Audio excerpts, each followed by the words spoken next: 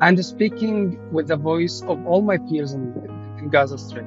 Palestinian youth comprise nearly a fifth of the demographic population. We are tired of this. It is enough, and this is my message to the world, that we have no interest of witnessing or surviving any other upcoming conflicts, aggressions, genocide, whatever the name is. And as WHO say, we are the generation that is intergenerationally traumatized, because we didn't even have, as youth in Palestine, we didn't even have the opportunity to heal or to address the tensions and the traumas and the mental conflicts we had after witnessing those aggressions. And I witnessed that firsthand experience just after surviving the genocide and living 45 days in Gaza.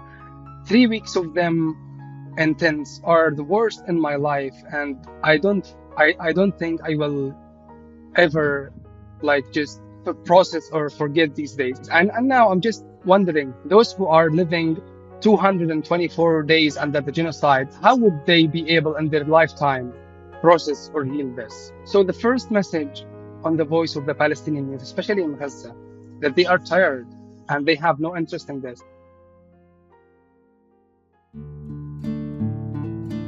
Where lust for a whole life and nothing but less makes people jump out of a comfortable pond into an unknown ocean. Welcome to that journey between the East and the West.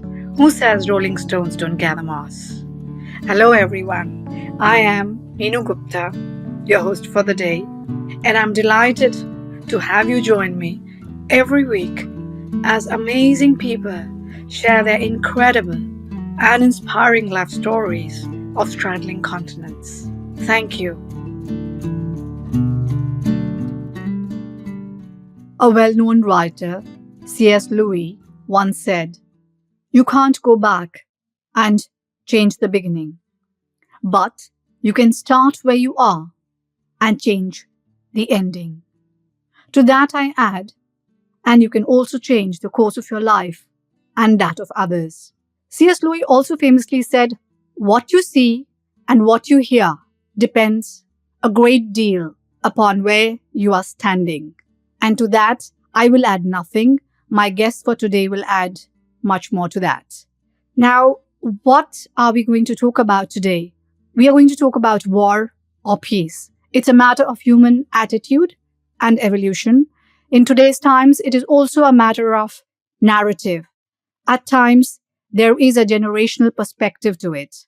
Even as I speak, acts of violence are being committed across the globe, with the Israel-Palestinian conflict standing at the forefront. This conflict has given rise to massive protests across multiple countries and claimed tens of thousands of lives and displaced millions. This is not the only one, though. Sudan, Ukraine, and many more countries are in the midst of escalating horror. Regarding the situation pertaining to Israel, reports say that students in many countries are calling for a ceasefire and the protection of civilians, while demanding universities divest from Israeli interests. This is what reports say. The actions of youth and their intentions are often misunderstood in the climate of uncertainty, insecurity, and lack of flexibility that we live in today. In order to understand the perspective of youth in different regions and to bring their voices to you, I have the pleasure of hosting 3 globally recognized voices representing the MENA region. Meet Vera Al-Maula from Lebanon. She's the president and co-founder of the Peace of Arts NGO in Lebanon. She's a MENA regional coordinator for the United Network of Young Peace Builders and Lebanon country coordinator with the Human Security Collective. UNOY, of which she's a part, is a network of around 130 youth organizations in 70 countries, united around the vision of a world free from violence. Welcome, Vera. Meet Atta Khalid from Palestine. He's a Palestinian Egyptian, a passionate youth activist working as the social networking coordinator at the SDF, a local NGO in Palestine, and a community lead at the MENA Regional Coalition on Youth, Peace and Security. Meet Khalid Imam, who is a human rights lawyer from Egypt and the Executive Director of Justice Call, focusing on empowering and protecting young people in MENA. Welcome, Atta and Khalid, as well. Thank you for joining today and letting the world hear what the youth have to say, how they say it, why they say it, and what they feel. And a specific thanks to Saji Prelis, a remarkable peace builder from Search for Common Ground. Saji has helped to bring these amazing guests for us today. So I will jump in. How are the youth, all of you are in that category, how are the youth seeing the situation that we have today? How is war impacting their lives in the regions that you are in? Vera, I understand you are in Lebanon. Khalid, you are from Egypt, but at present you are in the US. Atta, you are Egyptian, Palestine, and right now you're in Egypt. So in all these places, Vera, do help us to see how the youth are seeing the situation, how has war impacted their lives. Thank you so much, and very nice to be here with you. I appreciate the opportunity. Today, I think the war is affecting not only youth, but everyone, not only in the MENA region, but also on a global scale. Youth today are leading on the ground. It's not just a matter of them being impacted, but also they are the persons who are trying to change the situation from the ground. We're seeing youth initiatives, youth movements, the solidarity movements from the universities around the globe, starting from the MENA region, but also in the US, in the UK, in the Dutch cities, in Germany, even in places where the laws are trying to stand against them. Youth are being able to really put for the narrative from the ground. In the countries where Israeli strikes and aggressions are being mostly impactful, we're seeing the huge push for the movements to, starting from boycotting the products that are supporting the Israeli regime, or also the initiatives that are helping to show the narrative from the ground, from Palestine, from Gaza. I want to share a little bit about one of the examples from the heart of the West Bank, an organization called Ibtikar, which is really sharing the Palestinian narrative through a very impactful project called the Palestinian Puppets. The way they are doing it is basically this project encapsulating the commitment to community empowerment and cultural heritage preservation, while at the same time sharing stories from the ground, stories that are usually not making it to the light. And the way it is done is basically it's going through both economic empowerment, but also creating puppets that feature the local culture, the local narratives, through a rich tapestry of the Palestinian culture and the real stories behind them. So women are trying to share the symbolism of each of the cities of the West Bank, including Quds, including Beit Lahem, Ramallah, Jericho, and Hebron.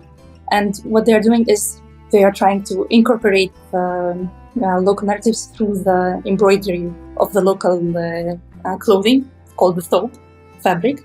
And they are doing that through puppets. So these puppets are showing the symbolisms of these cities. This is one example. But to go even also deeper, I think one of the most powerful things we are seeing youth are leading, and how youth are impacted by that is how young people have been able to transfer and show the story from the ground through their cameras, through the journalism, through the photos they have been sharing. We have been able to really learn about the crimes that we are seeing on the ground in Gaza and in the West Bank through the cameras of young journalists, some of which are still children, kids.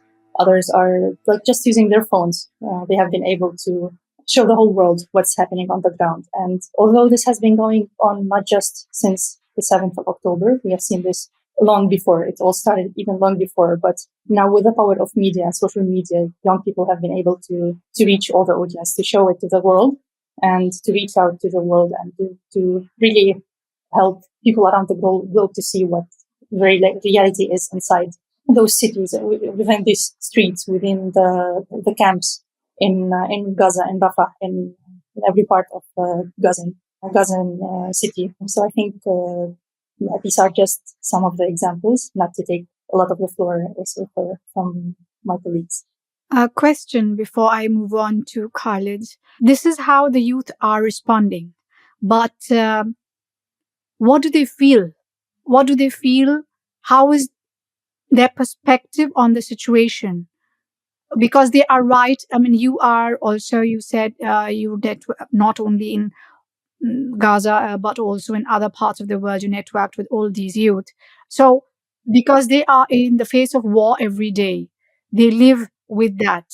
They are seeing horrors which probably they have never seen before, or some might have. So, how do they feel? This is what you expressed. Thank you for sharing that. Is how they are responding, what they are trying to do. So, why are they trying to do that? There must be a reason. True, it's a mixture of rage, of fear, of also anger,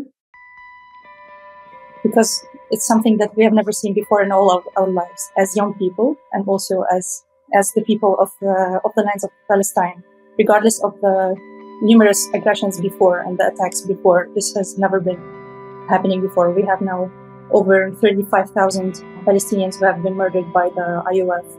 I think rage is really the minimum of what youth are feeling right now, and it's also a mixture with despair in a way of against the type of action that is being taken globally, because the international bodies, instead of standing beside the people who are being oppressed, and instead of really supporting in cases where people are really being under genocide and under criminal atrocities, instead of standing beside the people, there have been cases where it's actually the oppressor who is being supported. And those bodies, instead of being the bodies through which you can go, to which you can really resolve things in a peaceful manner, I think even like economic pressures could be built in to stop such atrocities. But no, the war has been supported. It's more militarization. It's more support for the oppression. So I think it's a matter of rage and despair. Okay. So, and having said that, they are trying to their way of response is to try in a peaceful manner to build on something. Absolutely. Okay. So when we say war and peace, we are looking at peace is what I understand is what they want.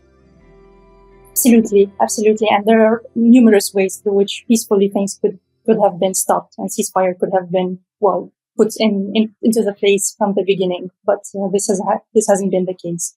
And unfortunately, more and more thousands and thousands of lives are still being lost on a weekly basis, and on a daily basis. We are losing lives in numbers we could never imagine. Yes, we've been listening to that, the news really. And Khalid, what is your opinion? You are right now also in the US where a lot of protests are going on across the world, but I believe right now what's hitting the headlines is in the US, and you are right there in the hotbed.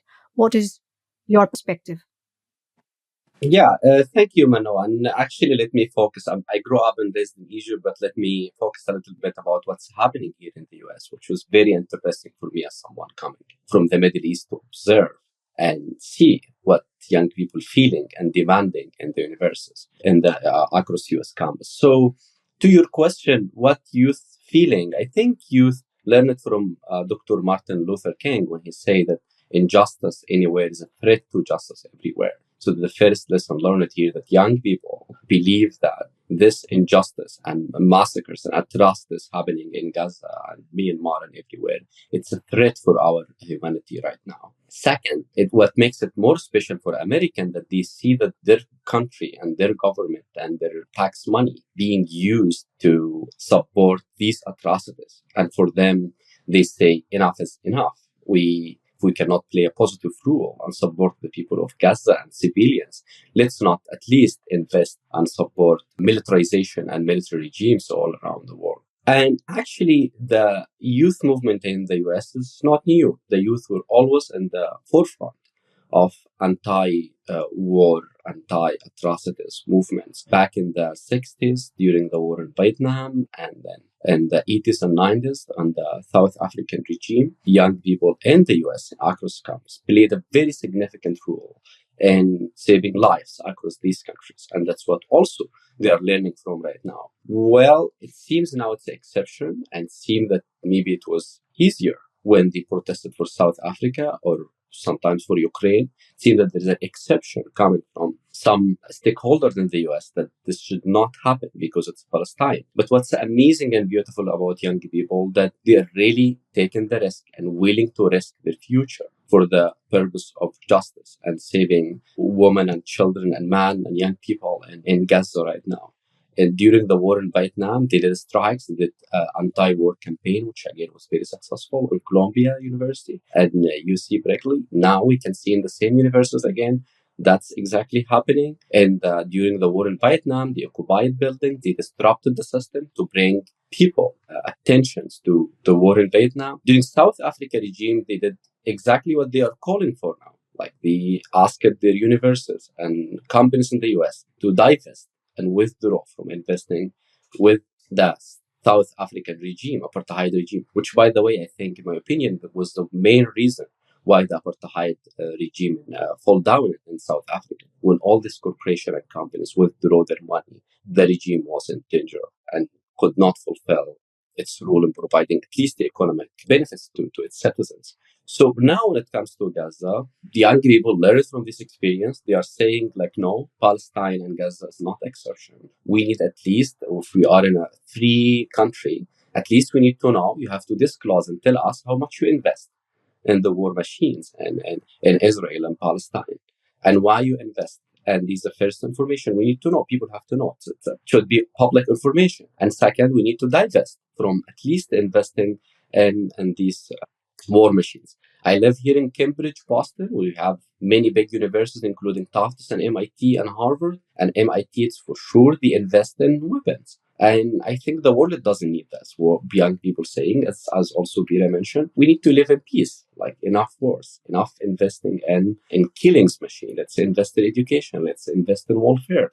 Let's invest in cultural diversity. Let's invest in your educational mission as a university. You should focus on education rather than turning it into a business model of just making money. So the university, I will talk specifically about Harvard, where I belong, and I have been closely working with the students. I think the camp and the strike inside the university was a very powerful symbol for solidarity with the people of Palestine and people everywhere. If you go there and walk in the Harvard yard, you will see South Africa flags, African American people celebrating their tradition. You will see many Jewish people, I would say, I think the majority, celebrating the Shabbat, celebrating Passover, and saying, not in our name. We are Jews, but we stand with humanity. We stand with ceasefire. We stand with the anti-war campaign. So it's very interesting interfaith and multicultural space for people to sing, to pray, to dance, to socialize, to network with one purpose. Let's stop this war and let's ask our universities to make actions. So it's very powerful, again, symbolic solidarity with people of Palestine, but also it's going into policy making where now we reached an agreement with the university that the young people will end the camp inside the university because we have a graduation ceremony coming soon. But we will have a series of dialogue where young people will have a series of dialogue with the administration, asking them about their investment, their ethical investment and principles everywhere, and perhaps having a plan moving forward about having more educational courses for young people about what's going on in Palestine, having more campaign and investment in Gaza for the people of Palestine and elsewhere, and instead of investing in arms. So it's a kind of a policy change and also a message of solidarity.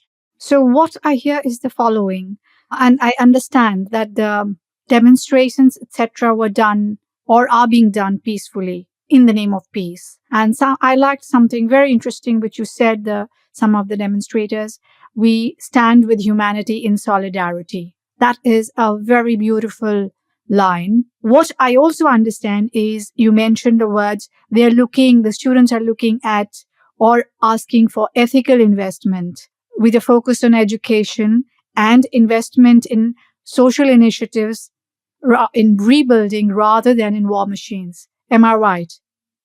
Of course, you're right. That's exactly what young people are calling for. Yes, that's what I heard. Very nice. And you also mentioned that at least in Harvard, they've come to, let's say, an understanding where the sides are going, that there are no sides. What I understand from you is that with these demonstrations, they are trying to get their voices heard.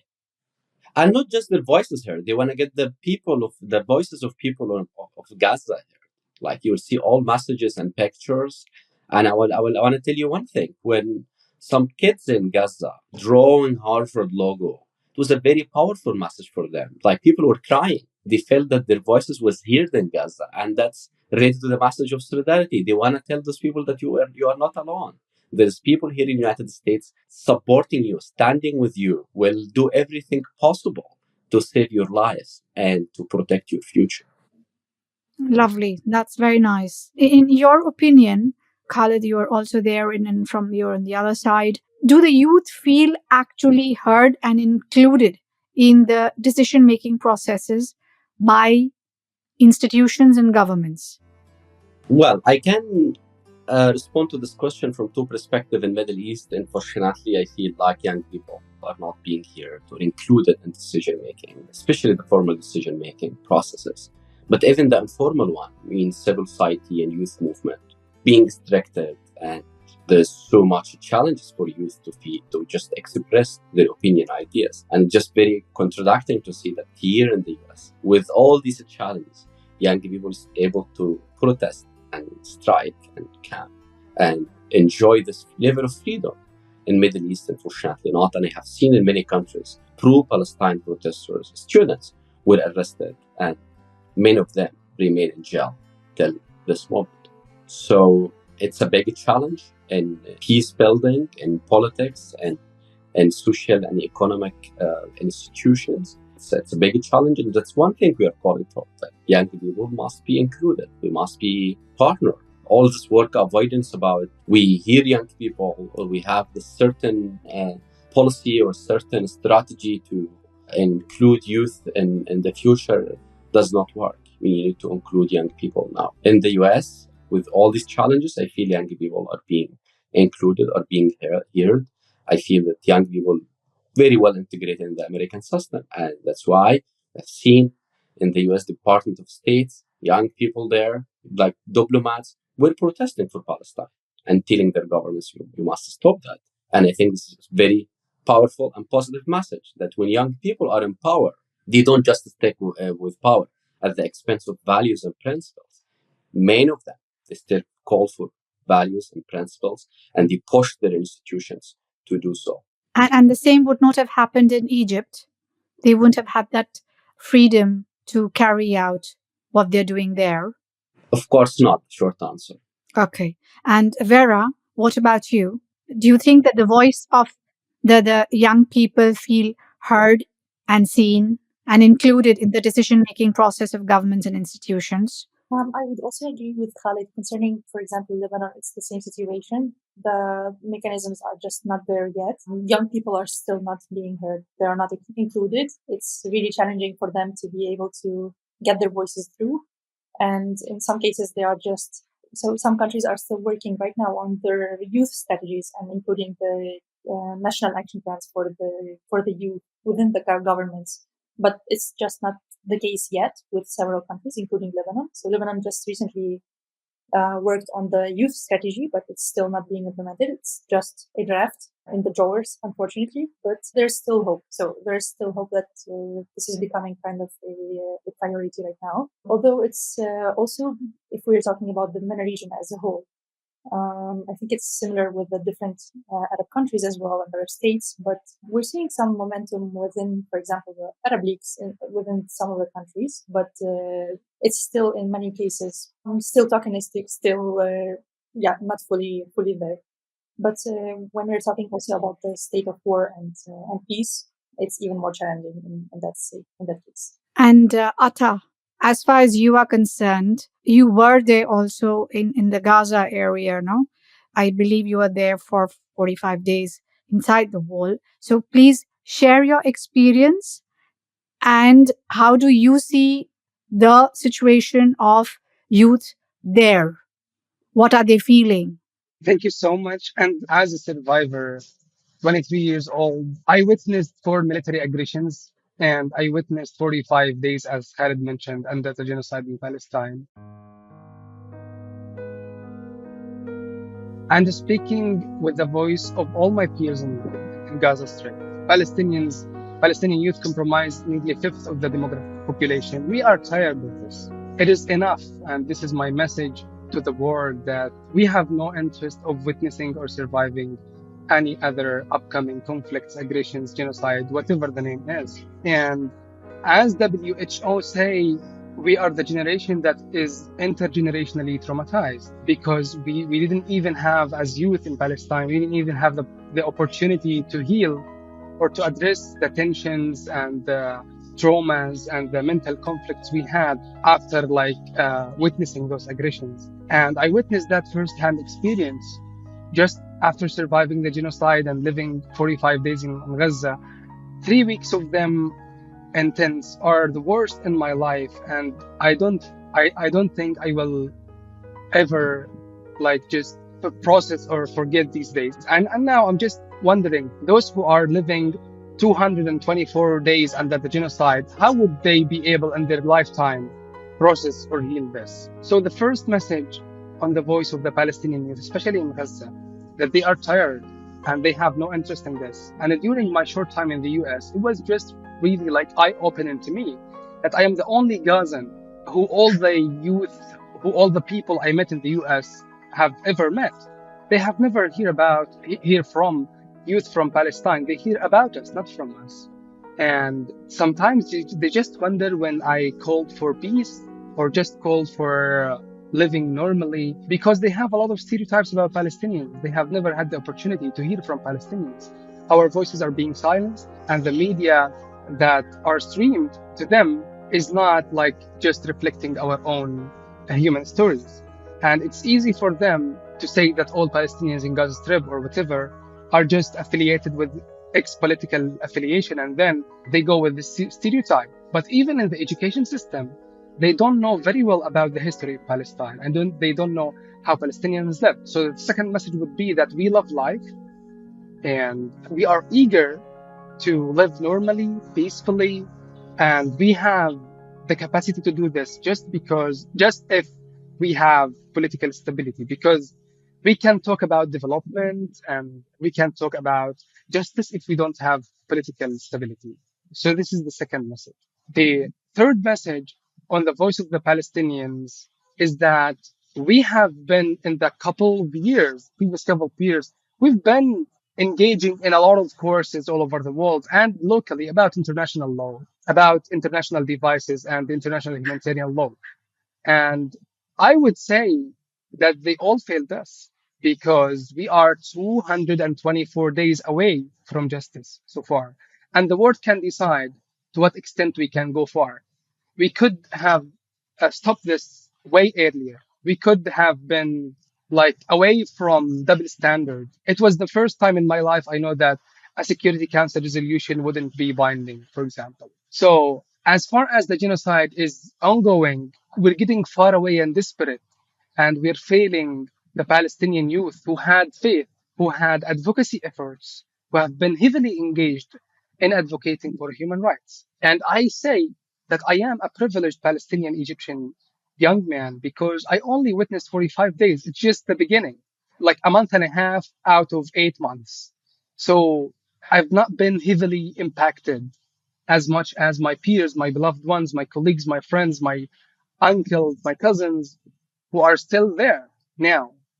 And this is the third message, that those systems and the UN system and all international systems that I still have hope that they're going to work or they're going to be amended, adjusted to be effective, they failed the Palestinian youth, literally. And I spoke at the United Nations headquarters at the ECOSOC Youth Forum, and I shared that we in Palestine love life and we are not numbers. And it's time for this to stop, for this to end. And again, let's just not be more far away from justice. This is the third message on how young people see it and how they are affected with it. And The last point from my side is that now all Palestinian youth, they have lost one academic year in their life. At the time I'm speaking to you, I've just received some pictures today's morning of my uncles and my friends and even my colleague at the Social Developmental Forum building tents in the middle area because they even evacuated Rafah after the previous escalation 10 days ago. And again, this is dramatically changing their entire life at the time they are supposed to be in their schools or at their work or pursuing their hard degrees or even just enjoying being with family. You mentioned two things, or also amongst, or I heard two things amongst many things that you just mentioned. You feel that the youth feel, which totally understandable in view of what is going on as the reports the world is hearing, that the youth feel as if they have been failed in the face of the genocide which is still ongoing. You said you also still have hope. How and why? Because I just feel that what's happening is extraordinary. It's not it's abnormal. It's not what like should have been done. I just feel that it's not normal that this is happening, and I still feel like it was easier for a lot of my peers to consider that the whole world is complicit. But thanks to being privileged and thanks to my experiences and to meeting people from over the world who inspired me, especially during my visit to the US, the world is not complicit. And I insist on looking to the filled half of the cup that even if governments failed us, there are students who, as Khalid mentioned earlier, have no problem with losing their future and putting their future at risk, at serious risk, and being arrested. And I was in the US. And it was my first time in my life participating in a protest. First time because I didn't enjoy democracy practices before. First time I'm 23 years old. And I witnessed young people like me under violence of police.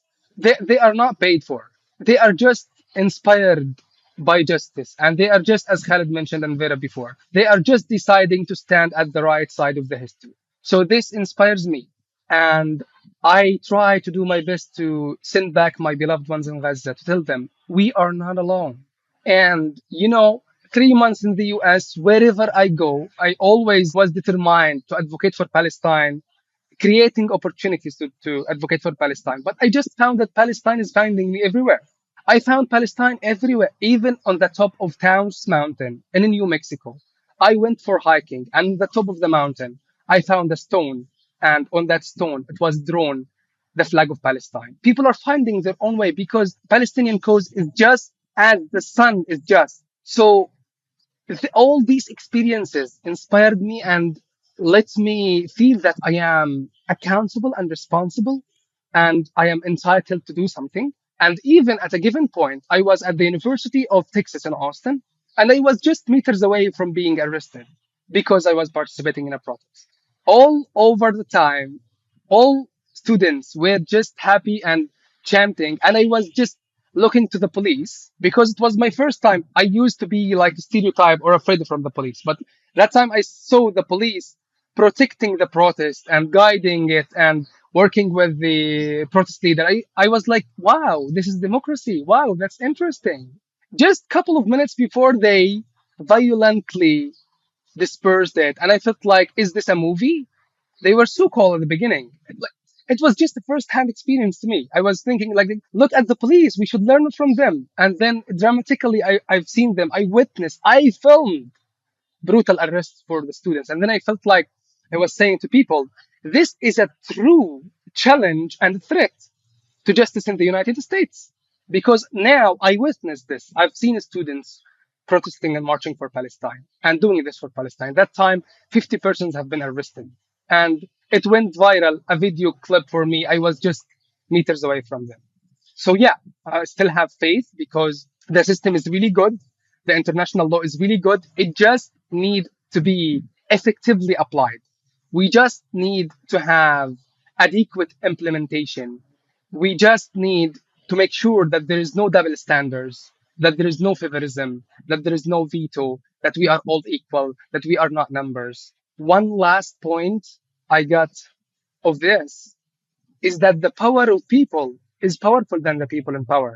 Unfortunately, growing up in lack of democracy in my 23 years old, I didn't feel that I have this influence on the public affairs. I kept advocating, but at the end, I don't have that such influence because I don't vote at the end of the year or at the end of the quarter. And as far as democracy is far away, I don't have that actual influence. But in the US, for example, people are aware, especially young people, because simply they're going to say, we're going to change you. We're not going to let you stay because we are the source of your power. We give you the legitimacy to stay because you represent us and you work for us. And this was new to me. And I realized how much power people have that is powerful than the people in power, that they sometimes even forget about this. But no, with the influence and collaboration of people, they amplify this power and they do the change. Yeah, very well said, I must say. Coming from where you are coming, having gone through what you have gone through, I'm so glad, and God bless you for this, that you are able to voice it so clearly. And God bless you again for having faith and seeing a glass half full, because those are the experiences which can destroy, and you are using those experiences to cook you rather than getting destroyed. I'm glad for that, as I always believe in the philosophy that when you put gold through fire, it gets polished and then it's real gold. If you put any other material like rubber, plastic, it'll just melt away. So you are proving yourself and getting more beautiful. Thank you for that. What I understand also, and very beautiful message, and it's very interesting for me because you mentioned that when the protests were going on and you were there, first you were so elated that this is how democracy works. People they raise their voice and they have power, the young ones. And suddenly when you saw the brutal arrests, you were shocked. So this is how it was supposed to be. So my question is, how did that happen? How did that shit, when it was happening in front of you? How did that happen? How did that change happen from this end to that end? First, thank you so much for your words. But I wish I have like a clear answer because what happened is that the police asked the leader of the protest to disperse, and the protest had just started like a couple of minutes ago. The video is filmed and streamed on Al Jazeera and all over the social media. That the leader of the protest was saying, his name is Amir, and he's a friend of mine. He was saying, guys, we must disperse. We don't want arrests. And we're going to follow up on social media. Please disperse. And they started to disperse. This is in the video, and I can share it later on. And then students started to disperse. A follow-up conversation took place between the cop and my friend, the leader of the protest. And out of blue, another police officer came and arrested him while the students started to disperse. They were dispersing. And when they've seen the leader of the protest being arrested, they went crazy. And they started to chant, let him go, let him go, let him go. And then as a response, they started to arrest more people. And I felt like, what's going on? I was just 3 days away from coming back to Cairo, and I had no interest of being arrested in the US. But I felt like I was in a dream. I was next to the police because I was enjoying it. What is happening? Weren't they satisfied that the protest was dispersing? The video was filming it, and I witnessed this. I witnessed for him asking the protesters to disperse, and they started to do this. Another cop has just come out of blue and arrested him, and that's what made the students like went crazy because they followed the order even before the protest. The police asked the students not to wear masks, not to use speakers, and this was committed. And then I felt like, what is going on? Why is that? I was happy. I wish it didn't happen. I wish it ended peacefully, and this would be one of like the milestones in my life. But this is what happened, and the video is still taping this. So it was confusing. So on one hand, you were just discovering the process of democracy and the fact that the youth have the power, their voices are heard and they can express it. And you were surprised when this is the way the police works. They are supporting, and suddenly you felt confused. Yes, and I felt unsafe and that I must leave because My family and I were eager like to come back. And at the beginning, I was like happy, taking videos, taking pictures, chanting, screaming. And it turned out that like I started to feel fear. I'm not safe. I want to escape and to move away from here. I don't like, I felt like I am privileged to a specific extent that I got this opportunity to speak here. But if I got arrested, this would be the worst case scenario. I'm not like an American citizen at least. So this was the case to me that I should like exit the place. And this is what I did because I didn't feel safe at the end.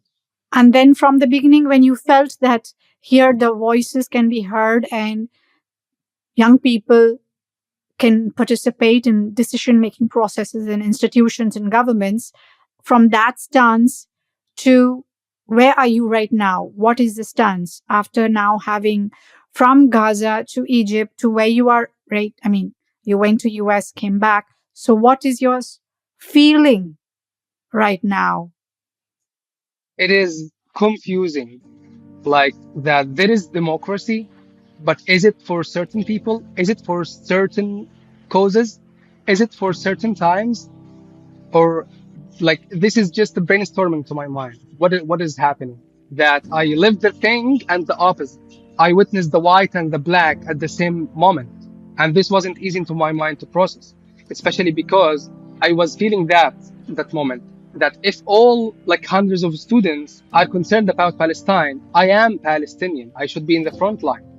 And I wish I have been arrested before of them because I don't feel okay that they pay the cost and I am the Palestinian. It wasn't easy, but at the end I felt like if I've been arrested, I will never be able to have a visa to all over the world. And it's like if they have my record being arrested in a protest, this would not be good for my record as a person who have the dreams to pursue his master's degree and to like explore opportunities. So I remained stuck in a gray area of being confused. Is it safe to speak? And after that moment, I felt like, should I like consider not raising my voice in different, like, should I reject some opportunities to speak out? Like, is it really the land of dreams and the land of freedom of expression, or is it a threat? Is this ordinary or extraordinary? I can't determine. Like, I'm not stating theories. I'm just expressing what I have. This is what happened to me. And I couldn't come to the conclusion that this is the case. It's just easier for me to express what I've been through, and I wish that the near future helps me to finalize my conclusion. So you still have hope and you have faith in the institutional setup, also in the US. Definitely, yes. And Vera and Khalid, I remember you mentioning because I totally understand Atta's state. He's confused. He was right there, and two different things happened in front of him, black and white. So he's now in the gray area. And you mentioned Khalid, you're also in the US right now. For both of you, you mentioned that in different regions of the world where the youth do not feel empowered to even raise their voice, who have the possibility of even doing protests. So for you, that such a process can happen that they are allowed to raise or express themselves as a protest or in a demonstration. That is already wonderful. Am I right, Khalid? For you, that was change. This is change. Of course, it's a change. It's a positive one. But if you ask me about my feelings, I get hope from people like Ata left under the situation and their families are still there and they still have hope. I get hope from our American white friends, our Jewish brothers and sisters that they are protesting here against all the odds. It has a big cost for them and their families, and they're still doing it. But personally, I'm worried. I'm worried about the international law when it's being ignored, worried about young people, the status of young people all around the world, here in the United States, where they started to distrust the institutions because of what's happening. I'm worried about young people in India. I have like maybe 400 million young people now lacking any mechanism to organize themselves and feel that they are empowered in a mess of polarization and attacks on and minority rights. I'm worried about young people in my region. Again, great that Atta still happened. That's amazing. That's beautiful. We need to show his voice more and more. But I will tell you that many young people in the region and many of my friends in Gaza that did not get the chance like Atta to come to the United States and see that there is other protesting for them, they lost hope. They told me, like, we used to believe in the human rights system. We don't anymore. It seems as fake for us. Why all these institutions are not protecting us? Why all this country that we used to take as a model participating in our suffering, like in causing the suffering and harm to us? So I'm deeply worried about young people all around the world losing hope, losing the pathway, losing the mechanism and tools to be here and being included. So, on the face of it, what I understand from all the three voices is that on the face of it, you see democracy in countries like the US, for example, and in some countries, the processes. But when the processes get into action, you see something else, which is putting everybody in a state of confusion. On one hand, it is elation when you first start seeing it. And on the other hand, there is a bit of delusion and fear. Because what I understand, and I totally agree, all of you are normal youth who are aspiring like other youth in other parts of the world for their dreams, for a vocation, for work and a normal life. As all of you expressed, and Atta expressed, Khalid expressed, Vera also. So what I hear is that you see a lot of things, but at the end are still not feeling heard and included in the decision-making processes of institutions and governments. Am I right? Yes. You are right. And can youth be considered agents of change when it comes to policies by institutions and governments? Definitely. Atta, definitely. And Khalid? Of course, yeah. With all these challenges, there is still hope, as Atta said. Definitely, because I think youth are now leading the process of putting in place the policies that should have been in the first place, the safety belt. So I definitely agree. One question, I think, Vera, you're also working with youth from all over the world, and I think all of you are somehow connected. How do all of you override cultural differences and value differences across all the countries, while when these situations which we see today are happening in multiple countries at the same time? All of you are in touch. So how do you override that? Is there an underlying unifying factor that you have? I think we all, and I think all youth of the whole globe would agree that it's basically, it's a humanitarian issue. It's something we all share in common.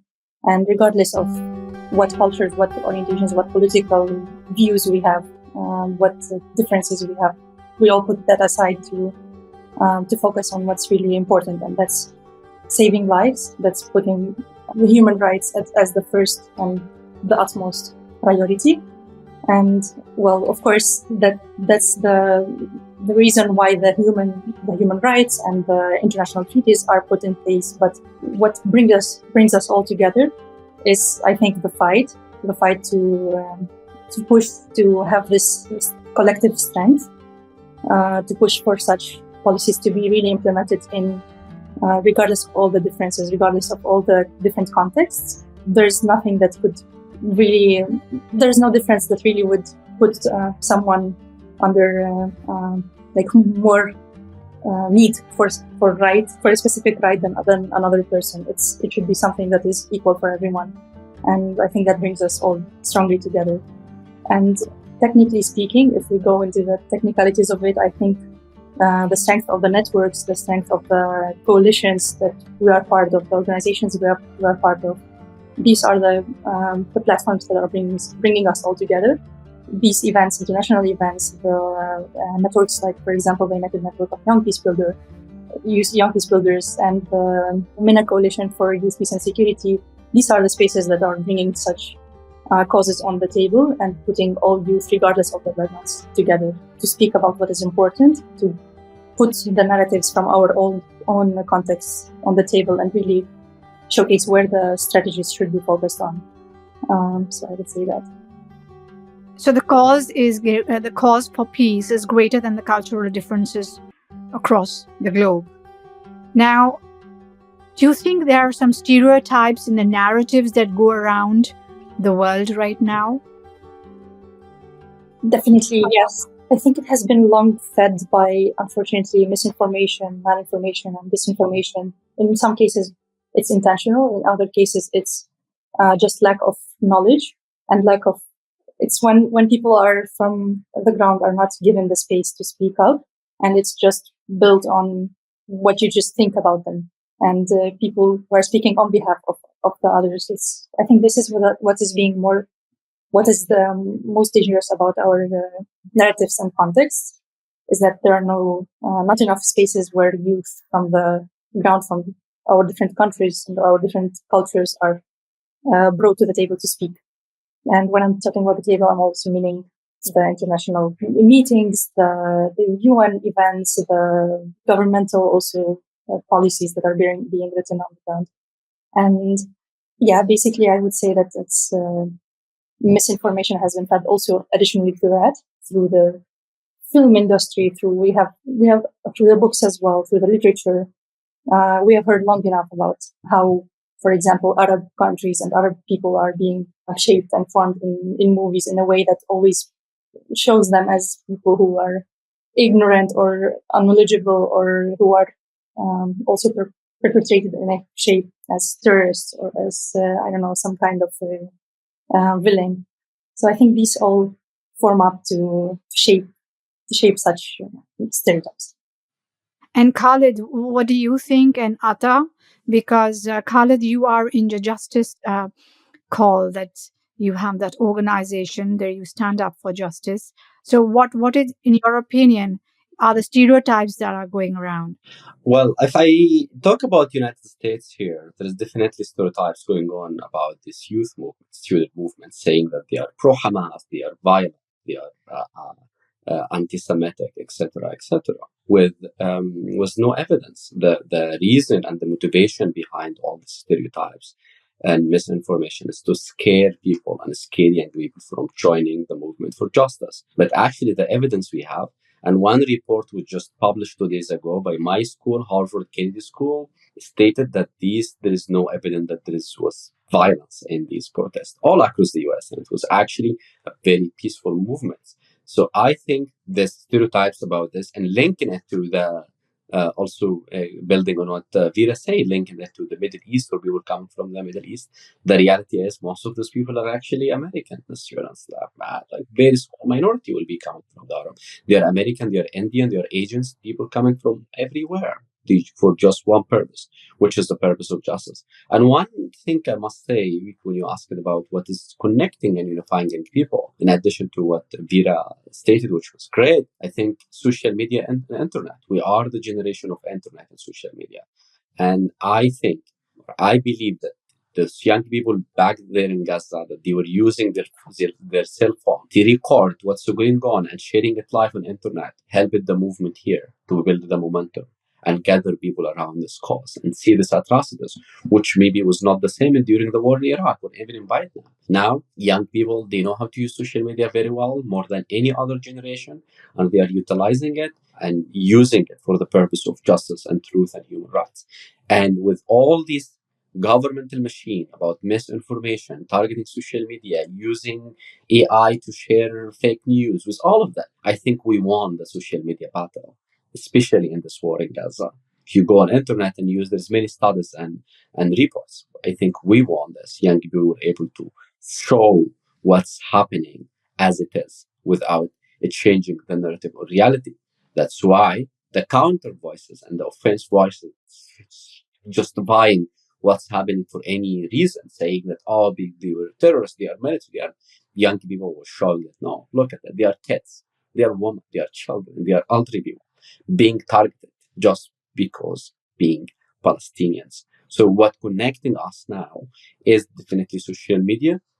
And for sure, what makes us agent for change is networks and coalition and organizations, as Vera mentioned. That's what we can take, build momentum, use this public voices to make a change at the long term. Very well said, Khalid. I like the way it was expressed. Atta, you are coming after having seen what you did in Gaza, and you mentioned you feel privileged that you got out from there and you were able to go to Egypt and then come to the US and back again. What did you think about the stereotypes, in your opinion? What are the stereotypes going around in that part of the world, in the US, etc., and vis-a-vis also in Gaza? Actually, as Vera and Khaled mentioned, but will just reflect from my personal experience, that it was really strong for me that I'm coming from a personal experience perspective because people would like to dig into politics and then do you condemn or don't you condemn? But when I show them pictures for me digging into the soil to get water, or just pictures to me in my tent, or pictures to me along with my parents and family struggling to get water, then you can't deny this. Then the question is really simple. Do you condemn this or not? And this is just personal. So it was really easy to me to convince people because I came from a personal perspective experience, which was really powerful and insightful when it comes to facing stereotypes. You've been building those stereotypes based on the media you got. And here is a human who survived this and who has nothing to do with this and who is done with this and wants it to end. And here is pictures for me. The same person you're talking to was struggling this. So I was facing the stereotype, as Khalid mentioned it previously, that, for example, all Gaza is affiliated with Hamas, for example, or affiliated with specific political regime, and there is no like innocent civilian in Gaza. But for example, we lost 36,000 so far, and some organization considered the 10,000 who are missed under rebels as part of the people we missed so far. So it goes for over 40,000. But I shared picture of my cousin Muhammad, who is 8 years old, and three of my colleagues who I work closely with them all over the years, and those who are people who I intensify that they are citizens. And if you don't endorse me, you don't trust me, maybe you can have some stereotypes about the work kitchen citizens, for workers, for example, if they are innocent citizens or not, just like for this stereotype, for example. So as also Khalid mentioned, the power of the phone. I documented 45 days, and I keep saying my fellow Palestinians, when they survive, inshallah, they have a lot to tell the world about. You wouldn't believe what they are experiencing and what they are documenting. They can't publish everything. Sometimes I even struggle to send them a voice note, or that even they struggle to send me a media message. So they document, but when they have the opportunity to voice out, a lot of stereotypes will be in a trouble. And we see the double standards even go with the stereotypes. Despite the unconditional support of the US to Israel, Israeli officials had no problem of even saying that some US officials are pro Hamas, for example, because they just prefer the extremism.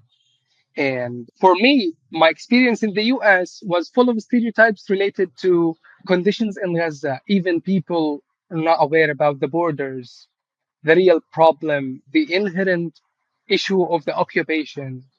And as I said previously, that Gaza has no citizens, like innocent civilians. And that was just the main stereotype I faced there.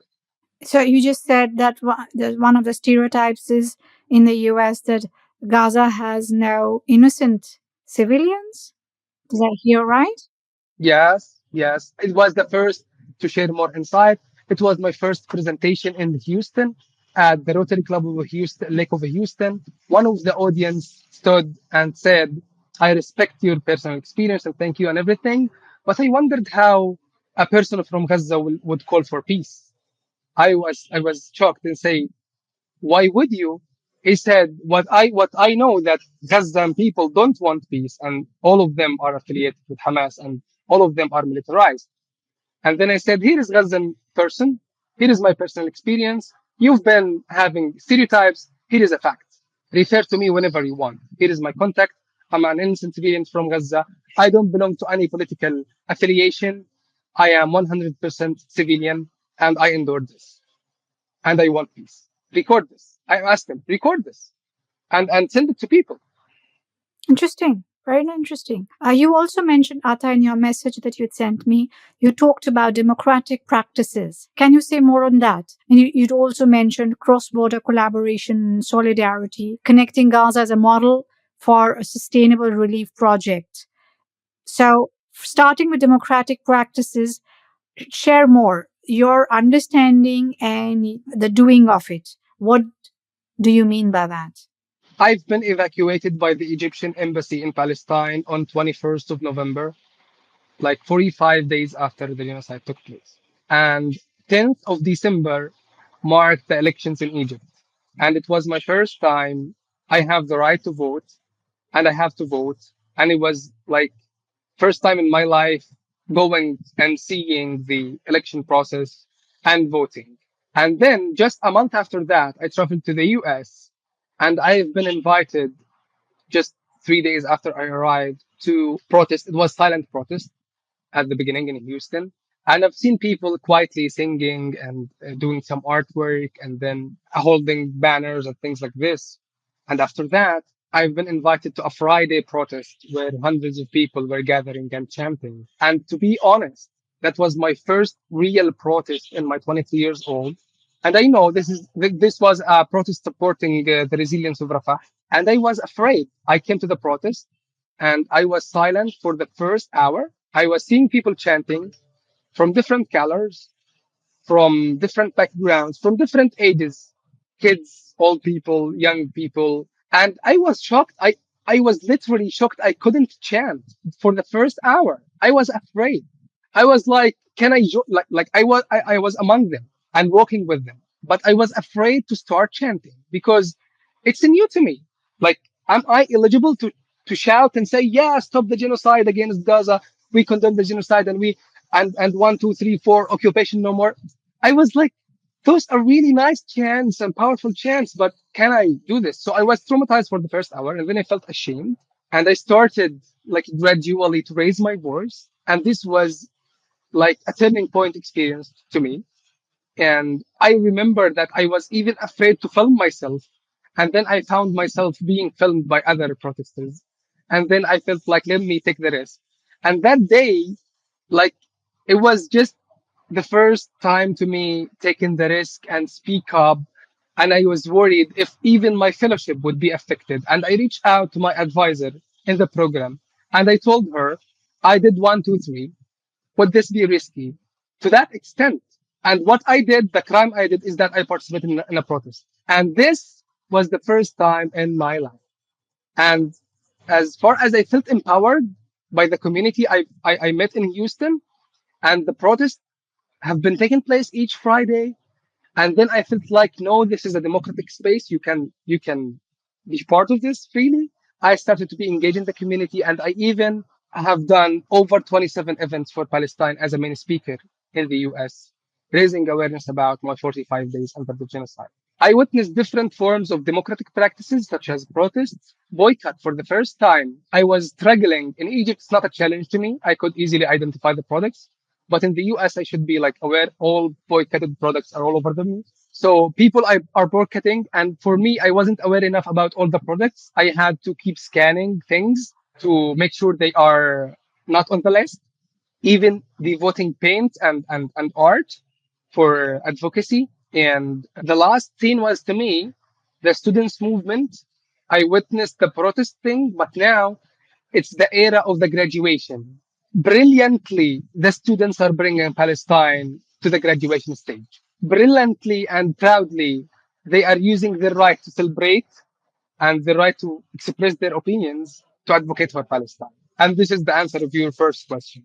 For the second question, the initiatives and youth-led initiatives such as Connecting Gaza, it's well known to people that youth are playing that significant role responding to the genocide in Palestine, whether humanitarian or other even levels of advocacy and other things. But there is that initiative in Gaza launched by an Egyptian journalist called Connecting Gaza at the time when we had shutdown of telecommunication. And as everyone know, we as Palestinians, we don't have like that authority and control over our own resources. Israel can shut down electricity, water, crossings, whatever they want. At the times we faced shutdown of telecommunications, that you don't have the privilege of making a phone call. Some Egyptian activists started an initiative called Connecting Gaza, and they started to have donations of buying eSIMs. Then they sent the username and the password and the barcode for Palestinians with an activist or even citizens, so that they got connected to the internet, so that they got Gaza connected. And this was a real big issue because we didn't have like phone calls, but you could be connected to the internet thanks to activists, started from an Egyptian journalist here, and then it becomes like an official website. You can just get into the website, ask for an eSIM, and gradually they became expert. They know where you are, and then they give you the best type of eSIM based on your location. Other than that, within my role at the Youth Advisory Panel and being social networking coordinator at the Social Developmental Forum, the organization I work for, we do a lot of relief work. We have just finished the establishment of a camp of tents in the middle area of Gaza, built by young people. And when I was in Gaza, I do remember Khalid. I do remember the MENA Coalition on Youth Peace and Security. We organized several meetings while I was under fire. They were just trying to raise my voice to understand what's going on. And they were youth like me in the MENA region struggling. I remember my colleague Sarah and in the MENA coalition even asking me if we couldn't make it because of the internet, I could do some voice notes. I could send some pictures so that they have concrete insights on what they are advocating for. That they have those insights from person who is in Gaza. And I was able to join some meetings with the MENA coalition while I was in Gaza under fire, reflecting what is going on so that they could use those inputs for their advocacy. And this was a youth led effort as well that I was proud to know and to be part of. And what were they advocating for? Haven't ceasefire. As simple as that. Good. And it's actually as simple as that. What is very heartening for me not to hear is that none of you mentioned religion. It's all about peace. It has nothing, from what I heard, I didn't hear that word. So it's interesting, eye opening to hear the perspectives. And I hear and I understand from where you are coming, Vera, from where you are coming, Khalid, and Atta, hats off to you. Now, if I had to ask just for one message each that you would like to relay, Vera, I would start with you, the lady. If you had that one message to send out to governments and institutions and to the people, what would that one message be? Listen to the people. That's one, because people know what they are asking for. People know what's the reality. And it's indeed not a matter of religion, because it's Christians, Muslims, and Jews, and all different religions around the globe who are calling for the stop of genocide and ceasefire. And for that, we need to be listening to the people, listening to the students. One example is the Geographers Against Genocide students in Edinburgh University, who are not now striking for the 22nd day of hunger strike to push for the stop of for the divestment of the funding for the genocide and also for ceasefire. So listen to those people, listen to the students, listen to the MENA activists, to the youth activists, listen to the people from Gaza, listen to the people from the West Bank, listen to the people from the South of Lebanon, all the areas of aggression, and divest from militarization. Let's go for just giving dignity to the people on the ground. So I think that would be my message. And Khalid? Yeah, I will tell them that we will survive this. There is a day after. So protect the free speech, engage in dialogue, and stay in the right side of history, because there is a day after. I like that, the day after. And Atta? If I am allowed to share something before the commenting on the religion thing, when I was in Houston, that I went to a Holocaust museum, and there is a Holocaust museums all over the U.S. And the tour guide asked us to introduce ourselves, and then I said I'm Palestinian Egyptian. He was like, "You're Palestinian Egyptian, and you are in a Holocaust museum." And he was shocked. He said, "How a Palestinian Egyptian is visiting a museum for Holocaust?" And we had a discussion after. he finished the orientation, and he was again shocked. I felt like, you're not, why are you shocked? I have no problem with Jews. And I just got that insight that what has been happening to Jews is being happening to Palestinians, to Muslims now. And yeah, not in their name. So again, as far as I shared this message in the podcast, I insisted on sharing that we as Palestinians, we used to have 6% before Balfour Declaration of our demographic population, Jews. We had no problem with them. We have no problem with religious affiliation, and it's part of the diversity of the world. And we have one of the biggest supporters all over the world are Jews for the justice of Palestine, who call not in their names and not again. And to make it short, my message would be, as Khalid quoted Martin Luther King, I visited his statue and I was inspired by the statement again. Injustice anywhere is a threat to justice everywhere. There is a next day. So injustice in Palestine is a threat to justice all over the world. The world is a small village. You're going to be affected. Thank you. That was wonderful and very well said. Thank you all for joining me and for sharing your hearts, your feelings, and your thoughts. It has been an honor and it's inspiring. However, it's actually inspiring to see and hear all of you. And I wish you all the best on your journey. May all your dreams come true. Thank you. Thank you so much, truly, for opening the space. It was a pleasure joining you. Thank you so much. Thank you. Thank you for listening to the series Between the East and the West. Do subscribe to the channels mentioned on the site in case, of course, you liked what you heard. I am Meenu Gupta, the host of the series, and I'll be looking forward to your comments. We love feedback. Thank you once again. Namaste and bye-bye.